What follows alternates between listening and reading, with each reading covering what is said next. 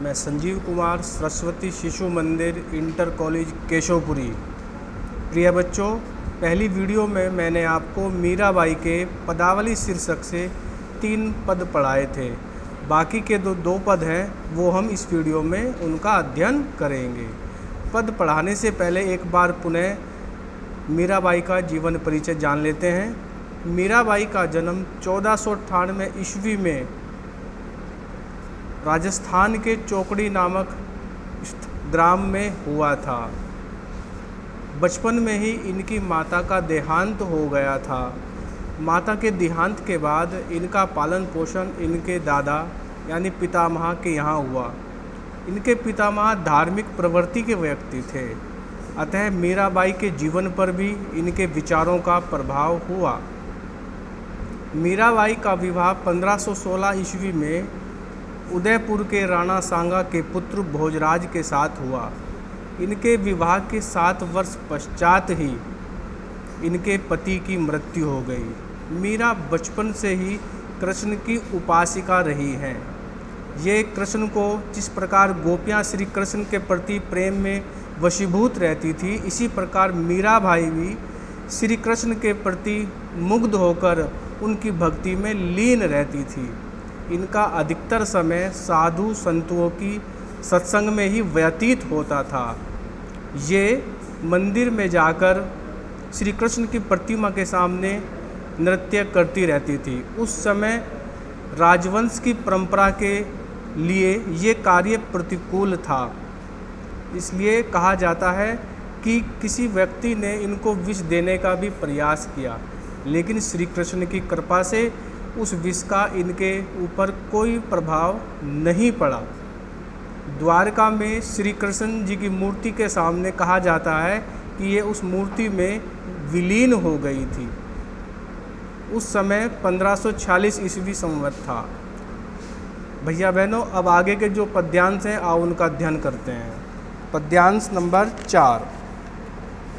मैं तो सांवरे के रंग राची, साजी सिगार बांधी पग घुंघरू, लोक लाज तजी नाची, गई कुमति लई साधु की संगति, भगत रूप भई साची, गाय गाय हरि के गुण निष्दिन, काल ब्याल सु बाची, उन बिन सब जग खारो लागत, और बात सब काची, मीरा श्री गिरधर लाल सु भक्ति रसीली जांची।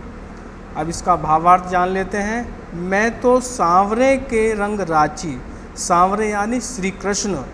अब मीराबाई कह रही है कि श्री कृष्ण जी का जो रंग है वो सांवले रंग के हैं, और मीराबाई उनके प्रेम में वशीभूत होकर उसी रंग में रंग गई हैं।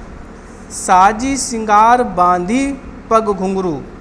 अब मीराबाई कह रही हैं कि मैंने पूरा श्रृंगार किया हुआ है और पैरों में घुंघरू बंधे हुए हैं। लोक लाज तजी नाची, और लोक लाज छोड़कर मैं पूर्णतः श्री कृष्ण की भक्ति में लीन हो गई हूँ। गई कुमति लई साधु की संगति। कुमति कहते हैं काली माँ।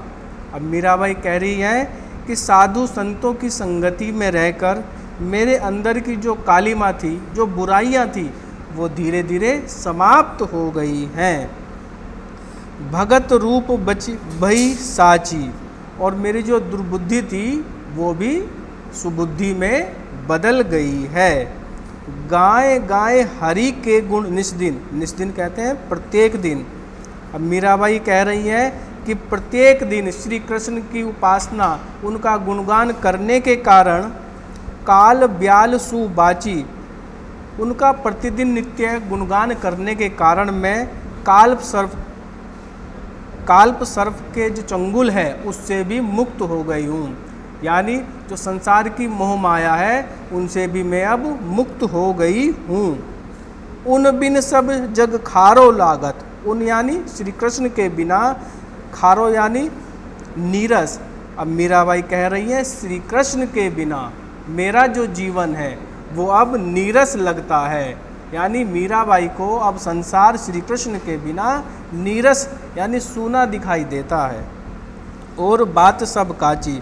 और श्री कृष्ण की बातों के अतिरिक्त जो भी शेष बातें होती हैं वो मीराबाई को निरर्थक लगती हैं। मीरा श्री गिरधर लाल सु भक्ति रसीली जांची। अब मीराबाई कहती हैं कि श्री कृष्ण की भक्ति में जो उन्हें आनंद प्राप्त होता है, जो आध्यात्मिक गुण उन्हें मिलते हैं, भक्ति रसीली जांची, वो किसी अन्य भक्ति के कारण या अन्य चीज़ों में वो श्री कृष्ण की छवि को नहीं देख पाती हैं। अतः मीराबाई कह रही हैं कि श्री कृष्ण की भक्ति के कारण ही उन्हें अन्य वस्तुओं से जो मोह था वो छूट गया है। आइए अब सबसे पहले इसका काव्यगत सौंदर्य देख लेते हैं। इसमें भाषा है राजस्थानी मिश्रित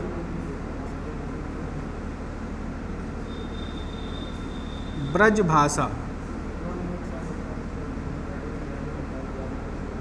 यानी इसकी जो भाषा है वो है राजस्थानी मिश्रित ब्रज भाषा। शैली हो गई मुक्तक। रस हो गया इसमें भक्ति और शांत।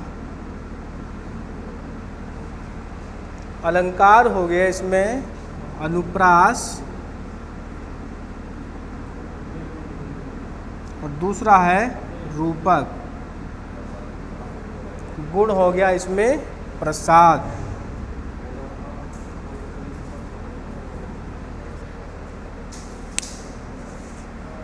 इस प्रकार जो चौथा पद्यांश था हमारा, चतुर्थ पद्यांश था, वो पूरा गया है। अब बचा है हमारा अंतिम पद्यांश।